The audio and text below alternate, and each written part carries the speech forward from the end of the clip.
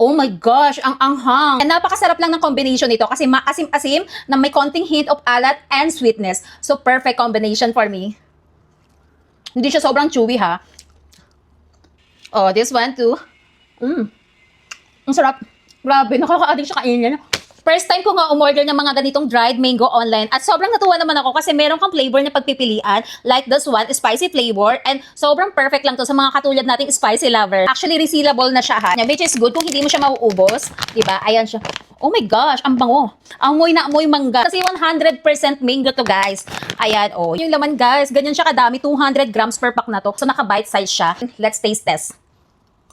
Yung makapal yung meat niya. Tingnan nyo ng malapitan. Guys, ganito siya kakapal at ganitong texture yung marireceive nyo. Ang magaspang at talagang totoong mangga ha. At makikita mo yan, may mga seasoning na siyang kasama. Which is good kasi flavored na to so hindi mo na kailangan ng mga dipping sauce dito. At sobrang nagustuhan ko yung pagka-spicy niya. Yung pagka-spicy nito, tolerable siya. Hindi naman OA sa pagka-spicy. At least dito pag nag-crave ka, di ba, may stocks ka kasi matagal naman yung expiration nito. Spicy and sweet, sobrang sarap ng combination nitong mangga na to. Meron itong big size, check nyo na lang. And buy one take one na nga yung binili ko kasi ayaw ko rin mabitin. Gusto ko rin may stocks ako sa bahay. Guys, deserve nyo talaga matry to. Ilalagay ko na yung link dyan sa yellow bag.